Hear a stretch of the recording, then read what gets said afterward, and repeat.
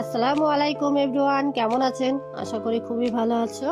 আমি আজকে একটা নুডলস তৈরি করব, যেটা বাচ্চারা খেতে খুবই ভালোবাসে। তো আমি যেরকম আটা দিয়ে রুটি তৈরি করে সেরকম খামির করে নিয়ে ওটাকে মথে নিয়ে টুকরো টুকরো করে কেটে নেব। ছোট ছোট রুটি শেপ বানাবো।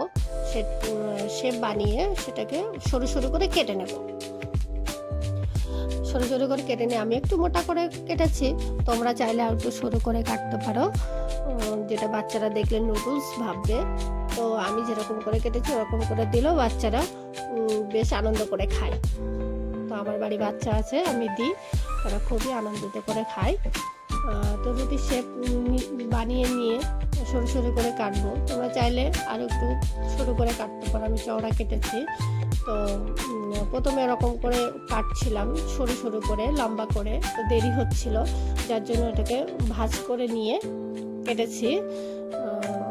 তাড়াতাড়ি হয়ে গেছে। তোমরা চাইলে তোমাদের মতো করে কেটে নিতে পারো। তো সব কাটা হয়ে গেছে। এবার একটা প্যানে জল দেবো, দেওয়ার পর তাতে সাদা তেল দেবো, দিয়ে ফুটিয়ে নেব। ফুটিয়ে নেওয়ার পর টকবক করে ফুটে উঠলে আমি নুডলসগুলো দিয়ে দেবো, দিয়ে 2-3 মিনিট জাল করব। জাল করার পর ওটাকে ছেঁকে নিয়ে রেখে দেবো। রেখে দেওয়ার পর প্যান বসাবো। প্যানটা গরম হলে সাদা তেল দেব। তেলটা গরম হয়ে গেলে পেঁয়াজ কুচি, গাজর কুচি, বাঁধাকপি কুচি দেব। দিলে তোমরা চাইলে একটা ডিমও ভেঙে দিতে পারো, ডিমটা দিলে আরো টেস্ট হবে, ডিম ভেঙে দিতে পারো।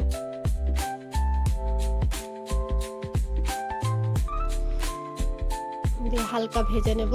নেওয়ার পর নুডলসগুলো দিয়ে দেব। লবণ,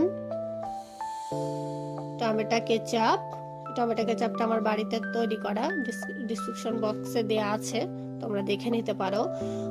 সয়া সস দিয়ে ভালো করে নেড়ে নেব, হালকা নেড়ে নেব, খুব বেশি নাড়বো না।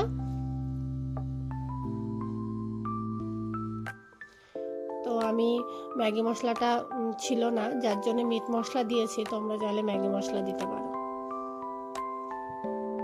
দিলে এটা বাচ্চারা খুবই ভালো খায়।